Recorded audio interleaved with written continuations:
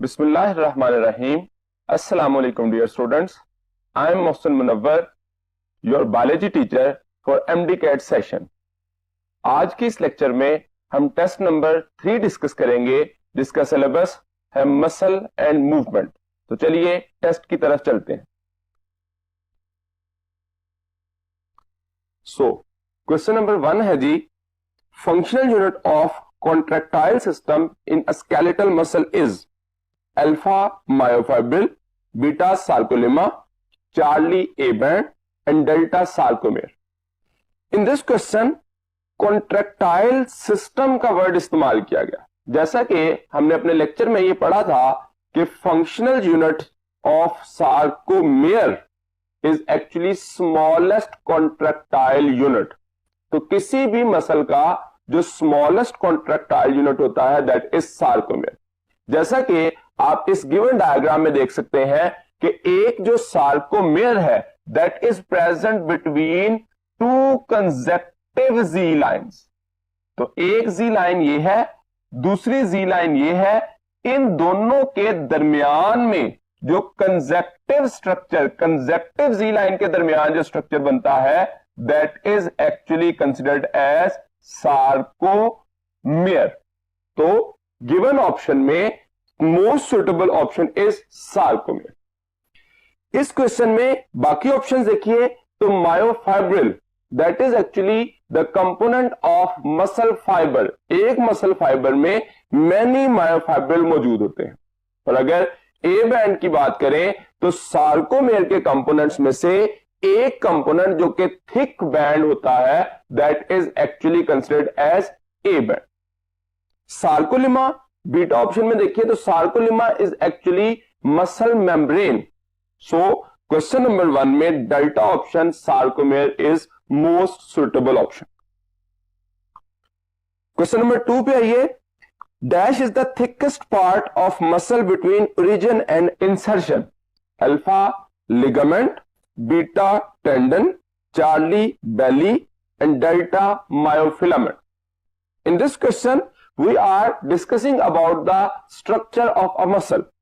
एक मसल के 3 basic components होते हैं जिसमें insertion, origin and belly. So we will go with the option Charlie. Belly will be the right option. बाकी options में देखिए तो लिगामेंट, अल्फा जो है लिगामेंट एक कनेक्टिव टिश्यू का नाम है जो कि बोन टू बोन अटैचमेंट में रोल प्ले करता है। Tendon that is also a connective tissue that is present between muscle and bone. Delta option में मायोफिलामेंट्स डिस्कस किया गया। Myofilament are actually filaments of muscle जो कि 2 तरह के होते हैं, thick filament and thin filament. Question number 3 पे आइए। Which one of the following is also considered as muscle cell. Given options में है alpha myofibril, beta muscle bundle, Charlie muscle fibre and delta is myofilament. तो इन given options में से Charlie muscle fibre that is also considered as a muscle cell. बाकी option देखिए तो myofibril, एक muscle cell में मैनी मायोफाइब्रिल होते हैं which contain myofilaments. Muscle bundles contain thousands of muscle cell। और डेल्टा ऑप्शन में myofilaments, thick and thin filaments की बात की गई। तो इस क्वेश्चन में क्वेश्चन नंबर 3 का जो गिवन ऑप्शन है that is Charlie muscle fibre. Question number 4, dash consist of many thread like structure called myofilaments. Alpha muscle bundle, beta myosin filament, Charlie myofibril and delta sarcomere. इस question में हमें यह बात पूछी गई कि थ्रेड लाइक स्ट्रक्चर्स जो है वो किस में मौजूद होते हैं। तो that is actually myofibril. Many thread like structures called myofilaments. तो मायोफिलामेंट्स की जो कनेक्टिविटी है उसकी कलेक्शन को नाम दिया जाता है मायोफाइब्रिल्स। इस ऑप्शंस में अल्फा ऑप्शन मसल बंडल, ये एक मसल में मैनी मसल बंडल मौजूद होते हैं। बीटा मायोसिन फिलामेंट, जो कि थिक फिलामेंट को नाम दिया जाता है, that is the component of A band, and sarcomere that is smallest contractile unit. इसकी अगर एक्सप्लेनेशन को डायग्रामेटिक इलस्ट्रेशन में देखें तो इस डायग्राम में हम इसको आसानी से देख सकते हैं कि एक मसल के अंदर डिफरेंट कंपोनेंट्स किस तरह से ऑर्गेनाइज्ड होते हैं।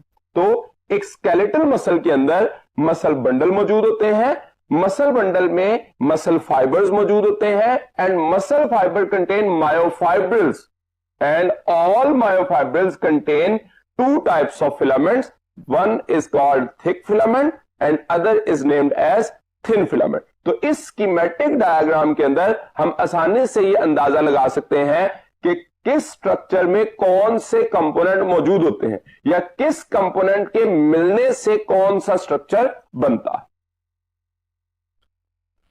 क्वेश्चन नंबर 5 पे आइए।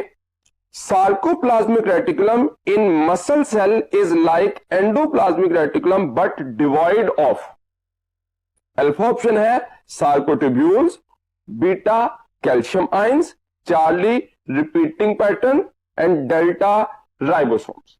तो ये क्वेश्चन आपके चैप्टर 16 में पेज नंबर 41 पे दिए गए येलो बॉक्स में से लिया गया है, जिसमें एग्जैक्टली ये लाइन लिखी गई कि endoplasmic reticulum of skeletal muscle devoid of ribosomes. So sarcoplasmic reticulum is actually same as smooth endoplasmic reticulum because it has no ribosomes on its surface. Question number 6 पे आइए। In each sarcomere, a series of dash and dash band are evident along the length of each myofibril. Alpha option है thick dark, beta option है thin light, charlie option है dark light and delta dark thin. तो actually bands की बात की गई है तो बैंड्स आर ऑलवेज डार्क और लाइट। तो series of dark and light bands will be present, जो कि राइट ऑप्शन होगी चार्ली। क्वेश्चन नंबर 7 पे आइए। Pick up the range of diameter of skeletal muscle fibre. तो अल्फा ऑप्शन है 1 to 2 micrometre, beta 7 to 8 micrometre, Charlie 5 to 10 micrometre and delta 10 to 100 micrometre. तो इस question में मसल फाइबर या muscle cell का diameter पूछा गया, जो कि तकरीबन 10 to 100 माइक्रोमीटर कंसिडर किया जाता है, और उसके मुकाबले में मायोफाइब्रिल का डायमीटर हमने पढ़ा था दैट इज 1 to 2 माइक्रोमीटर। तो इस क्वेश्चन में हम राइट ऑप्शन डेल्टा चूज करेंगे 10 to 100 micrometre. Question number 8। The thin filament extend across the dash and partly in dash. Alpha है A band and I band, beta है I band and M line, Charlie है A band and Z line, and delta is I band and A band. इस question में हमें thin filament की position के बारे में पूछा गया। तो अगर हम इस डायग्राम के जरिए थिन फिलामेंट को देखना चाहें तो that blue lines are actually formed for the thin filament. हम इस डायग्राम में ये जानते हैं कि एक जो स्ट्रक्चर बनता है उसमें सिर्फ ये हिस्सा जो कि ओनली थिन फिलामेंट पर मुश्तमिल होता है that is called as I band. तो अगर आप थिन फिलामेंट देखें तो आई बैंड में भी मौजूद है, और उसके साथ साथ जो कंप्लीट स्ट्रक्चर है up to the thick filament A band, इसमें भी मौजूद है। तो दोनों स्ट्रक्चर्स में मौजूद है, आई बैंड में मौजूद है and partly in the A band. तो हम इसमें ऑप्शंस किसकी तरफ जाएंगे? Delta I band and partly fraction small portion of the I band is present in the A band. तो आई बैंड के हिस्सा जो थिन फिलामेंट है उसकी स्मॉल प्रोपोर्शन मौजूद होती है ए बैंड के। क्वेश्चन नंबर 9 पे आइए। Each A band has lighter strip in its mid section called, alpha है M line, beta Z line, Charlie sarcomere and delta H zone. तो इस क्वेश्चन में हमें ए बैंड की स्ट्रिप के बारे में पूछा गया। The part which is in the mid section of A band, जो कि ओनली थिक फिलामेंट पर मुश्तमिल होगा, उस हिस्से की बात की जा रही है। तो that is actually considered as H zone, जिसको हम हेले या ब्राइट जोन का नाम देते हैं। तो इस क्वेश्चन में delta option that will be the right option, H zone. उसके मुकाबले में बाकी ऑप्शन देखिए तो एम लाइन दैट इज मिटलिशेबे, जर्मन वर्ड से ड्राइव किया गया है, that is middle of the thick band. तो अगर ब्लैक डॉटेड लाइन देखिए तो that is actually represented as M line. और उसके मुकाबले में जी लाइन जो है दैट इज अ ज्विशन in between, that is present between the thin filament और middle of the thin filament. तो हमें तीनों लाइंस को जो है जी लाइन, प्रेजेंट बिटवीन और mid of the thin filament. M line के लिए दूसरा लफ्ज जो इस्तेमाल किया जाता है that is also, that is present in the middle of या सेंटर ऑफ सार्कोमेयर। एक सार्कोमेयर के दरमियान में जो लाइन बनती है that is also named as M line और मिडल लाइन। क्वेश्चन नंबर 10 पे आइए। The shape of skeletal muscle cell और fibre is alpha branched, beta cylindrical, Charlie spindle and delta is spindle और सिलेंड्रिकल। तो एक्चुअली शेप ऑफ मसल की हमने बात की थी। तीनों टाइप के जो मसल्स हैं उनकी शेप डिफरेंट होती है। Smooth muscles are spindle in nature, cardiac muscles are branched और स्केलेटल मसल्स आर स्पिंडल और सिलेंड्रिकल। तो एक्चुअली हमें यहां पे स्केलेटल मसल के बारे में पूछा गया है। So the right option will be the delta option, spindle और सिलेंड्रिकल। Question number 11.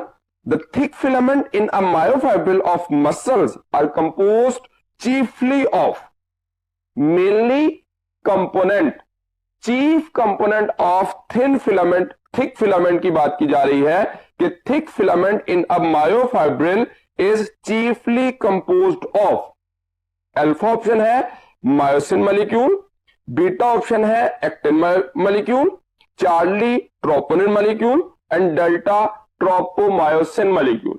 तो क्योंकि थिक फिलामेंट की बात की गई है तो थिक फिलामेंट का chief component myosin molecule consider किया जाता है। So right option is alpha. Question number 12. The dash are about 7 to 8 nanometre in diameter, alpha intermediate filament, beta microfilaments, Charlie thick filament and delta thin filament. In given option में जो हमारे muscle के structure में दो words इस्तेमाल किए गए हैं that is thick filament and thin filament. तो थिक फिलामेंट का जो डायमीटर था that was almost 16 nanometre and thin filament का जो डायमीटर है that is 7 to 8 nanometre. So in given options delta option is the right option. बाकी options को देखिए। Intermediate filament and microfilaments, these are the components of cytoskeleton, जिसमें intermediate filament का diameter almost 10 nanometre तक consider किया जाता है और उसके मुकाबले में माइक्रोफिलामेंट्स का डायमीटर 3 to 4 नैनोमीटर तक कंसिडर किया जाता है। सो 7 to 8 nanometer in diameter is actually thin filament. Question number 13. Each myofibril has light and dark bands which gives the fiber its stripped appearance. Because of this, dash muscles are also called striated muscles. तो अगर हम skeletal muscles को देखें तो उनकी appearance regular light and dark bands रखती है. That regular light and dark bands give them striation.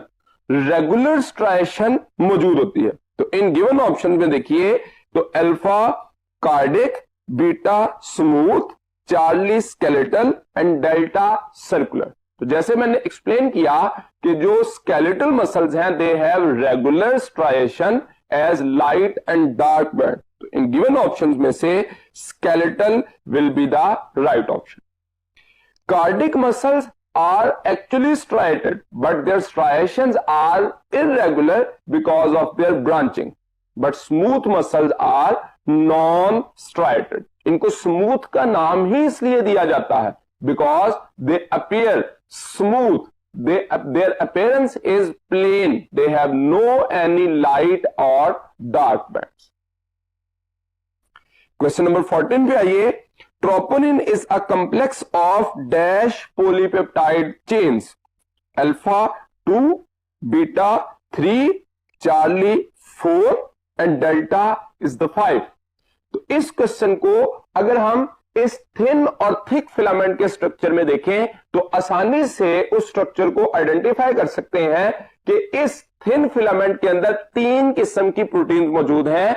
एक एक्टिन, ट्रोपोमायोसिन एंड ट्रोपोनिन. तो इसमें ये जो रेड डॉट्स शो किए गए दीज आर एक्चुअली ट्रोपोनिन, जो कि ग्लोबुलर प्रोटीन्स होती हैं जो कि 3 सब यूनिट पर मुश्तमिल होती हैं. तो हम ट्रोपोनिन के लिए ये कह सकते हैं that is made up of 3 subunits. तो राइट ऑप्शन क्या होगा? That will be beta 3. Question number 15 पे आइए. The type of muscle present in are alpha heart is involuntary and unstriated smooth muscle. Beta intestine is striated and involuntary. Charlie thigh is striated and voluntary. And delta upper arm is smooth and fusiform in shape. तो इन सारी options में से Charlie, that is the right option because thigh muscle is skeletal muscle and skeletal muscles are striated and voluntary. उसके मुकाबले में heart का structure जो है वो एक्चुअली कार्डिक मसल है, लेकिन वहां पे स्मूथ मसल का लफ्ज लिखा गया, इस वजह से इसको गलत कंसीडर किया जाएगा. Intestine contain involuntary smooth muscles. So smooth muscles are actually non-striated. तो बीटा ऑप्शन में striated का वर्ड मेंशन किया गया जिस वजह से ये ऑप्शन कंसिडर नहीं की जा सकती. उसके मुकाबले में डेल्टा में upper arm is smooth muscle. That is not a smooth muscle. Upper arm contains skeletal muscle. So given options में से Charlie will be the right option. Question number 16 पे आइए. Dash muscles are consciously controlled. Alpha cardiac muscle, beta skeletal muscle, Charlie smooth muscle and delta unstriped muscle. Consciously controlled means these are voluntary in action. These are under our control और under our will. जिसको हम अपनी मर्जी से control कर सकते हैं वो कॉन्शियसली कंट्रोल्ड मसल्स कहलाएंगे. और हम ये जानते हैं कि skeletal muscles are consciously controlled.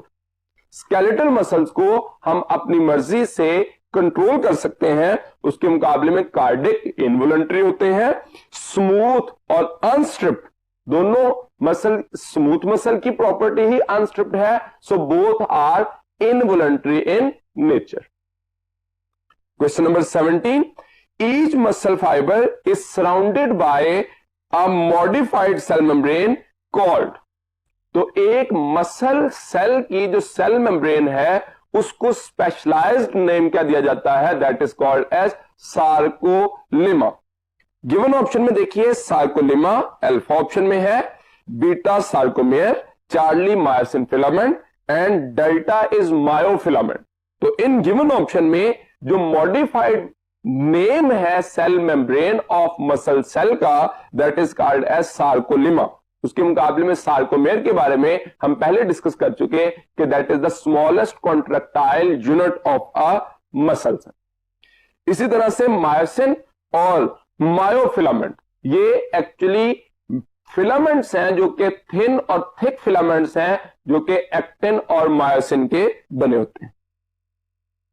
Question number 18, the structure which join a muscle to a bone is called alpha tendon, beta ligament, Charlie belly and delta sarcolemma. तो इन गिवन ऑप्शंस में जो मसल टू बोन अटैचमेंट के लिए इस्तेमाल होता है that is a tendon. तो अगर आप इस डायग्राम में देखें तो हमने एक बोन को मसल के साथ, स्केलेटल मसल के साथ जो एसोसिएट किया, उसके लिए जो स्ट्रक्चर, एक कनेक्टिव टिश्यू जो कि नॉन इलास्टिक होता है, that is attached with the structure of the muscle to bone attachment. तो एक मसल को बोन के साथ अटैच करने के लिए जो non elastic connective tissue attach होता है that is called as tendon. बाकी ऑप्शन देखिए, beta that is ligament, Charlie belly and delta sarcolemma. जैसा कि हम प्रीवियस क्वेश्चन में ये बात कर चुके हैं कि ligament is also a connective tissue but it is present between two bones. तो बोन टू बोन अटैचमेंट के लिए जो खास तौर पर अटैचमेंट होती है that is called as ligament. जैसे कि अगर आप अपने फिंगर्स के जो बोन्स की अटैचमेंट है इनमें देखिए तो खास तौर पर जो इन बोन्स को एक दूसरे के साथ अटैच किया गया है that is actually by the help of ligaments. Question number 19, dash can polarise visible light, alpha H zone of sarcomere, beta M line of sarcomere, Charlie I band of sarcomere and delta A band of sarcomere. तो इन options में हमें actually जो polarise करता है band light को उसके बारे में पूछा गया। तो हम ये जानते हैं ए बैंड जो कि ये कंप्लीट बैंड का हिस्सा है, इस ए बैंड को एन आइसोट्रॉपिक भी कहा जाता है और that anisotropic is actually considered as polarised. तो ए बैंड इसलिए इसको नाम दिया जाता है because it is anisotropic जो कि लाइट को पोलराइज कर सकता है, और उसके मुकाबले में जो आई बैंड है that is isotropic, that can not polarise the light.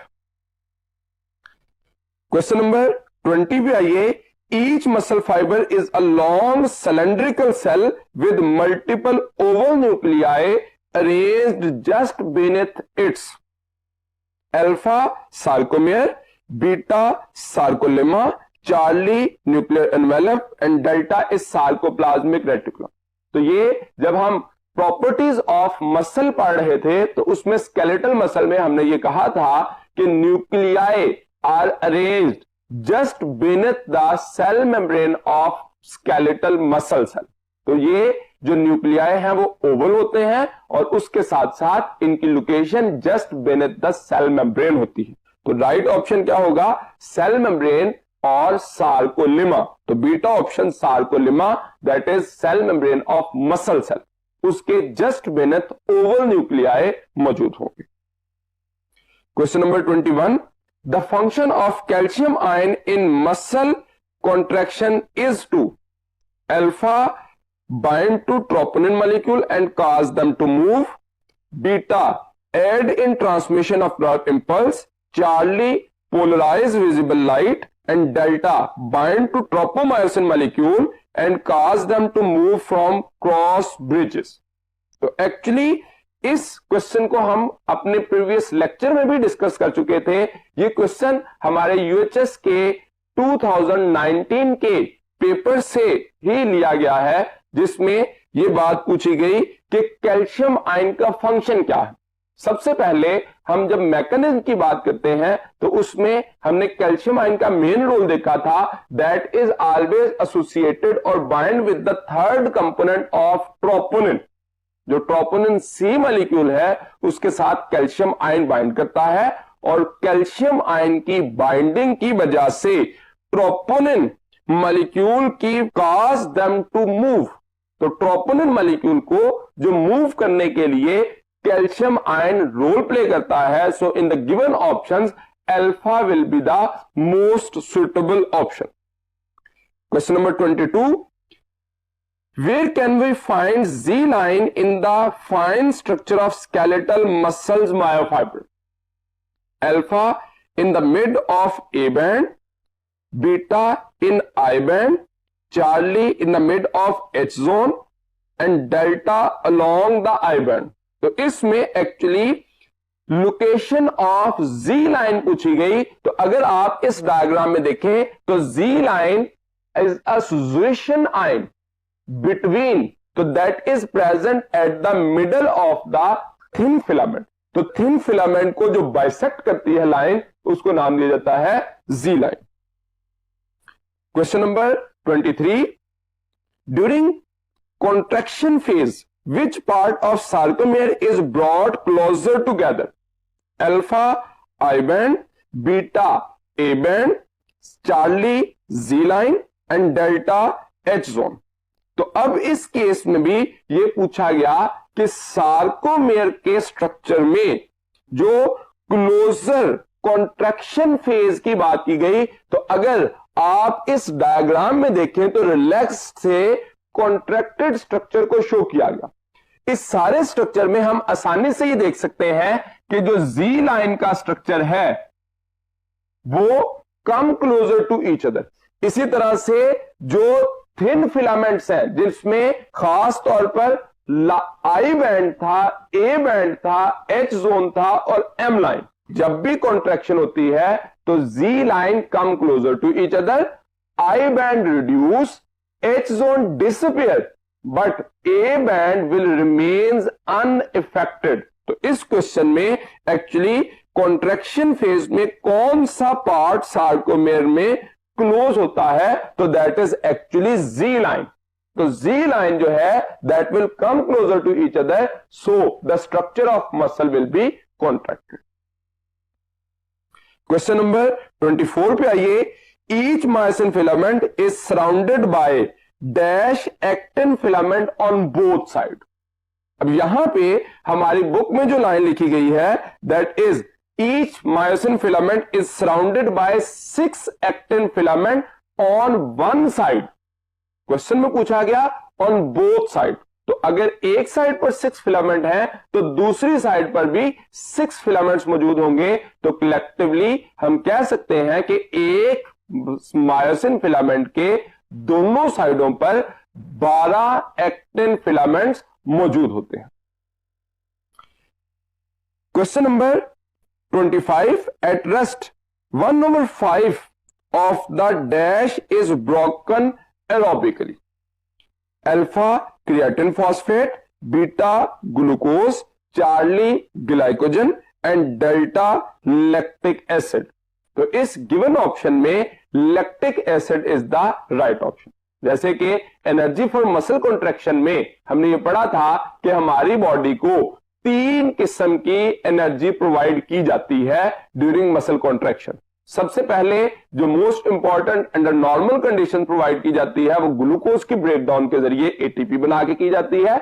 लेकिन स्ट्रेस की कंडीशन में जैसे कि हाई मेटाबॉलिक एक्टिविटी या हायर एक्सरसाइज के दौरान या स्ट्रेनुअस एक्सरसाइज के दौरान हमारी बॉडी को जो एनर्जी सप्लाई की जाती है वो क्रिएटिन फॉस्फेट से भी हो सकती है। लेकिन जब कंडीशन ज्यादा सीवियर हो जाए तो बॉडी एनएरोबिक रेस्पिरेशन की तरफ चली जाती है जिसकी वजह से लैक्टिक एसिड फॉर्मेशन होती है। That lactic acid is able to be converted into glucose, जिसके लिए 1/5 और 4/5 ये दो वर्ड्स हमारी बुक में इस्तेमाल किए गए।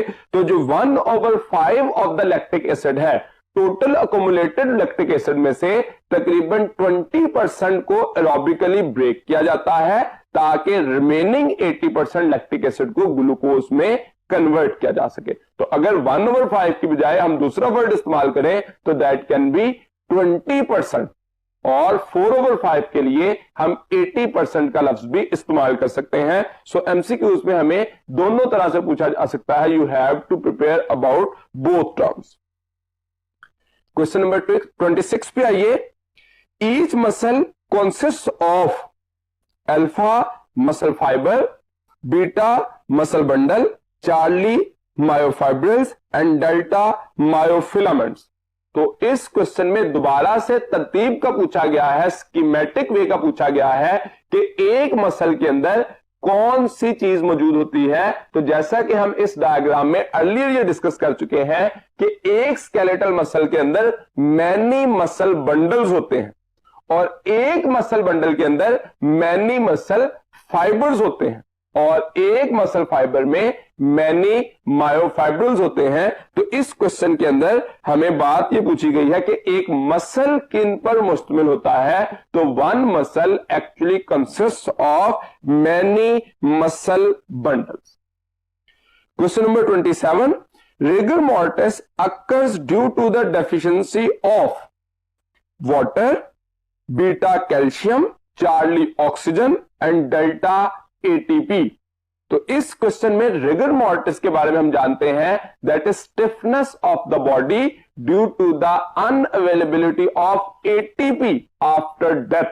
तो डेथ के बाद एटीपी ना मिलने की वजह से बॉडी का स्टिफ हो जाना रिगर मॉर्टिस कहलाता है। सो 27 में राइट ऑप्शन होगा delta option ATP. Question number 28.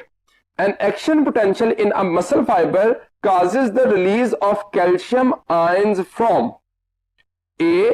Sarcoplasm, beta sarcolemma, Charlie sarcoplasmic reticulum and delta myofilament. अब यहां पे कैल्शियम आयन जो है कहां से रिलीज होता है। तो एक्चुअली हम ये जानते हैं सार्कोप्लाज्मिक रेटिकुलम जो स्मूथ एंडोप्लाज्मिक रेटिकुलम से है उससे डिफर ही इस बेस पे करता है कि sarcoplasmic reticulum contain large amount of calcium ion. अगर इसके पास लार्ज अमाउंट में कैल्शियम आयन स्टोर होता है तो at the time of requirement calcium can be release from the sarcoplasmic reticulum. तो हम उसको अपने कॉन्सेप्ट को इस्तेमाल करते हुए ये बात समझ सकते हैं कि कैल्शियम आयन रिलीज होता है सार्कोप्लाज्मिक रेटिकुलम से। Question number 29, the thousands of T tubules of each muscle cell are collectively called alpha triad, beta muscle system, Charlie T system and delta is sarcoplasmic reticulum। इस question में actually T tubule के बारे में discuss किया गया। जैसा कि हम पहले ये बात पढ़ चुके हैं कि बुनियादी तौर पर 3 टर्म्स को समझना जरूरी है इस प्रोसेस को, मैकेनिज्म ऑफ कॉन्ट्रैक्शन को जानने के लिए, जिसमें सबसे पहले T tubule, then T system and third one is triad.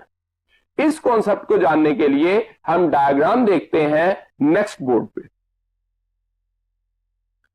Ji student, इस बोर्ड पे आप आसानी से एक डायग्राम देख सकते हैं जिसमें बुनियादी तौर पर सार्कोलिमा से, ये सार्कोलिमा का जो स्ट्रक्चर है उसको खास तौर पर इनवर्ड डीप जो डीप होलो ट्यूब्स आई हैं, these are actually considered as T tubule.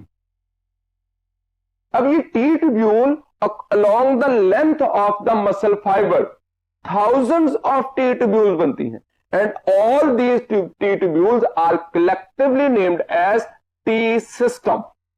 और जैसा कि मैंने जिक्र किया कि ट्रायड इज अनदर टर्म जो कि यहां पे हमें अंडरस्टैंड करनी चाहिए कि टी ट्यूब्यूल के एडजेसेंट जो सार्कोप्लाज्मिक रेटिकुलम है उनके टर्मिनल पोर्शन को इकट्ठा नाम दिया जाता है triad.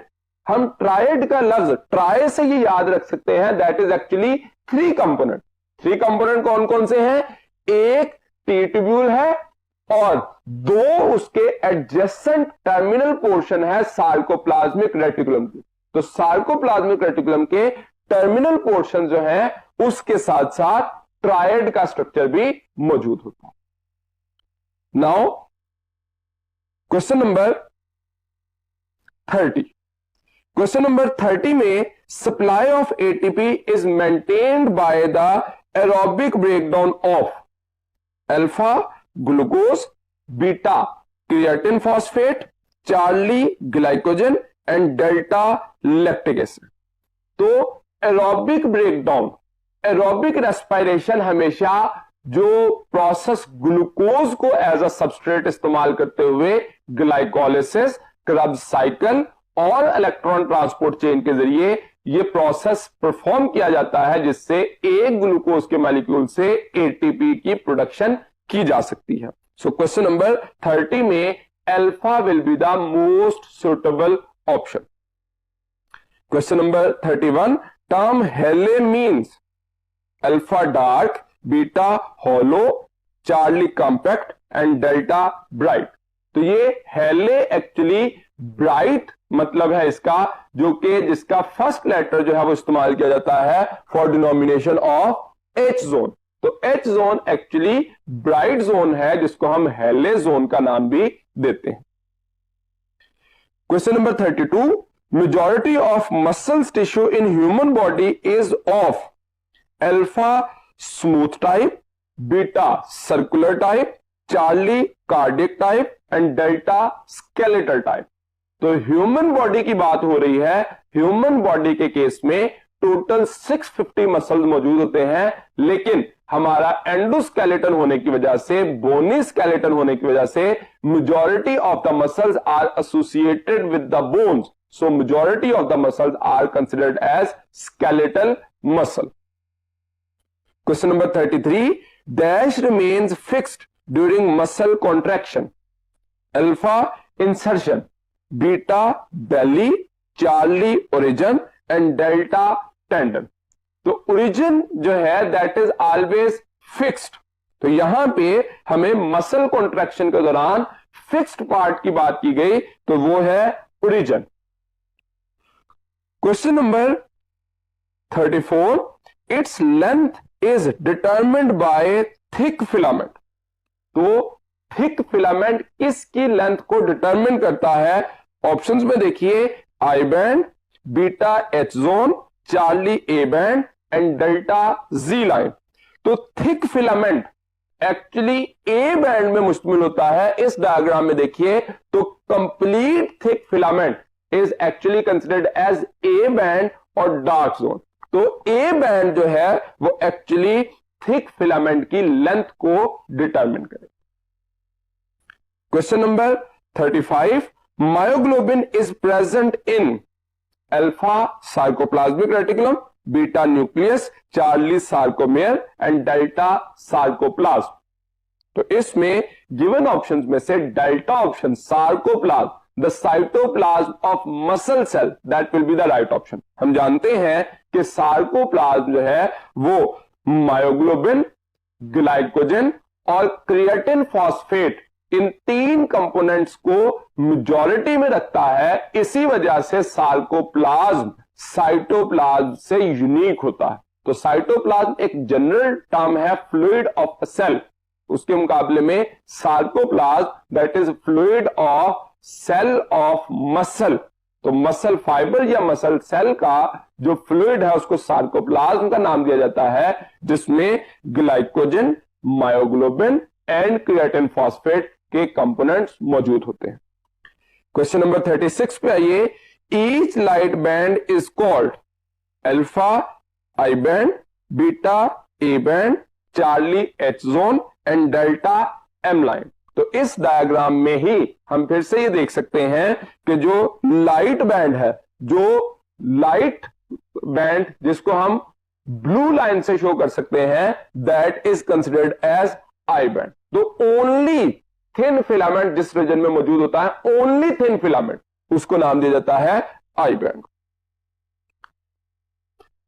Question number 37, these are huge cells, alpha cardiac muscle fibres, beta smooth muscle fibres, Charlie involuntary muscle fibres and delta skeletal muscle fibres. तो actually skeletal muscle fibres are huge cells. जो कि cylindrical होते हैं and spindle in shape होते हैं। Question number 38, there are 650 dash in human body, alpha bones, beta hairs, Charlie muscles and delta joints. तो यहां पे एक्चुअली 650 नंबर बताया गया जो कि मसल्स का नंबर है। ह्यूमन बॉडी में एक्चुअली 650 मसल्स मौजूद होते हैं। There are uncountable hairs but we can know that there are 206 bones in human body. तो जॉइंट्स की 3 इकसाम मेन टाइप्स होती हैं, उसके अलावा भी जॉइंट्स हो सकते हैं।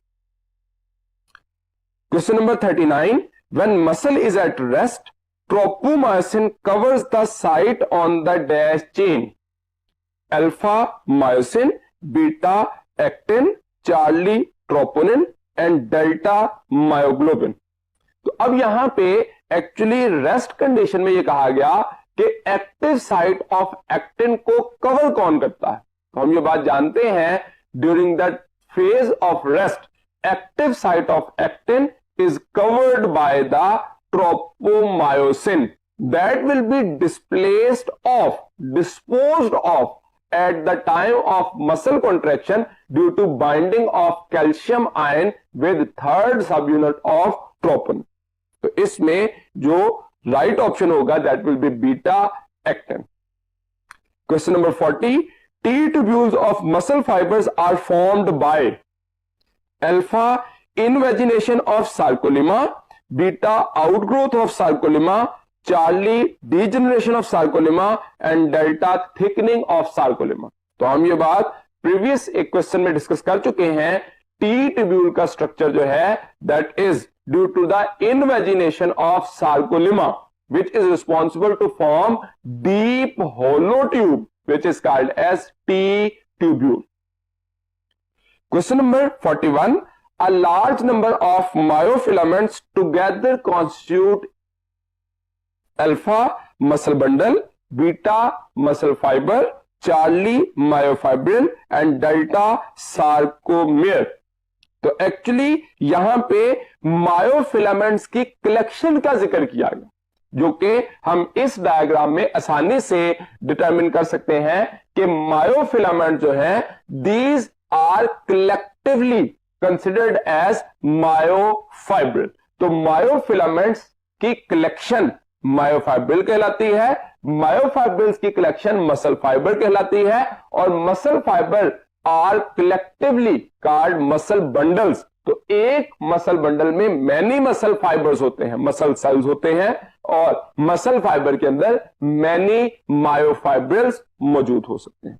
तो इस क्वेश्चन में हमें actually Charlie option myofibrils will be the right option. Question number 42, each sarcomere has a central alpha A band, beta I band, Charlie Z line and delta thin filament. तो इस question में हमें sarcomere का central part पूछा गया। तो एक sarcomere का स्ट्रक्चर जो कि कंजेक्टिव जी लाइंस के दरमियान है उसके सेंट्रल पार्ट में ए बैंड मौजूद होता है या थिक फिलामेंट मौजूद होता है। तो इस क्वेश्चन में alpha will be the right option. Question number 43, all the muscle fibers triggered by a single neuron contract simultaneously as a single alpha associated unit, beta sensory unit, charlie motor unit and delta inter unit। तो actually muscle fibre जो हैं वो single neuron से connected होते हैं और simultaneously action potential achieve करते हैं। तो उसको कलेक्टिवली नेम दिया जाता है मोटर यूनिट। ये कल हमने अपने लेक्चर में डिस्कस किया था कि एक्चुअली जो मसल फाइबर है वो एक से ज्यादा मसल फाइबर्स एक ही मोटर न्यूरॉन के साथ एसोसिएटेड होते हैं और उसको नाम दिया जाता है motor unit. Question number 44, Z line lies between two conjunctive alpha thick filament, beta thin filament, Charlie myosin filament and delta microfilament. तो इस क्वेश्चन में जी लाइन लाइज बिटवीन, तो जी लाइन जो है वो कहां पे मौजूद होती है, that is present between the, at the middle of the thick filament, thin filament और आई बैंड। तो आई बैंड के दरमियान में ये मौजूद होती है, जिसको हम थिन फिलामेंट का नाम भी देते हैं। सो क्वेश्चन नंबर 44 में राइट ऑप्शन होगा B, thin filament. Question number 45, the synapse formed between a motor neuron and a muscle fiber is called alpha neurojunction, beta neuromuscular junction, charlie muscular junction and delta interjunction। तो actually that is synapse is the junction, और जब synapse की बात की जाएगी between neuron and muscle, तो हमें दोनों का लफ्ज इस्तेमाल करना होगा neuromuscular junction. So in this case, right option will be beta, neuromuscular junction. Question number 46. A red pigment that store oxygen within the muscle cell is called alpha glycogen, beta hemoglobin, charlie muscle hemoglobin and delta creatine phosphate. We know that oxygen carrying and oxygen storing substance is haemoglobin. क्योंकि muscle के अंदर जो haemoglobin मौजूद होगा उसको नाम दिया जाएगा muscle haemoglobin. Question number 47, at rest dash lactic acid change into glucose, alpha 1/5, beta 4/5, Charlie 3/5 and delta 2/5। तो एक्चुअली जो लैक्टिक एसिड जमा हो जाता है जैसे ही हम रेस्ट की कंडीशन में आते हैं, उस लैक्टिक एसिड का 1/4 पार्ट इस्तेमाल होता है एरोबिक ब्रेकडाउन में, ताकि रिमेनिंग 4/5 पार्ट को कन्वर्ट किया जा सके ग्लूकोज में। तो एक्चुअली टोटल लैक्टिक एसिड में से कितना लैक्टिक एसिड ग्लूकोज में कन्वर्ट होगा, तो दैट इज एक्चुअली 4/5 या 80% lactic acid will be converted into the glucose. Remaining 20% will be utilized during aerobic breakdown for conversion of lactic acid into glucose. Question number 48, troponin binds to all of the following except alpha calcium ion, beta actin, Charlie tropomyosin and delta myosin. तो इसमें actually जो troponin के सब units हैं, 3 components हैं, उनकी बात की गई। तो तीनों कंपोनेंट में एक कंपोनेंट एक्टिन के साथ जुड़ा होता है, दूसरा ट्रोपोमायोसिन के साथ जुड़ा होता है और थर्ड कंपोनेंट फ्री रिसेप्टर रखता है ताकि उसके साथ कैल्शियम बाइंड कर सके। तो मायोसिन के साथ किसी किस्म का कोई सब यूनिट अटैच नहीं होता, तो इसमें एक्सेप्शनल केस क्या होगा, myosin. Question number 49, it extend the entire length of the A band of sarcomere, alpha actin filament, beta thin filament, Charlie thin and thick filament and delta central thick filament. तो actually entire length of A band में जो structure मौजूद होता है, that is the A band entire length will contain the thick filament. तो एक complete thick filament के पास, एक कंप्लीट ए बैंड के पास थिक फिलामेंट भी होता है और पार्टली ओवरलैप्ड थिन फिलामेंट भी मौजूद होता है। तो इसलिए हम इसका option delta central thick filament consider करेंगे।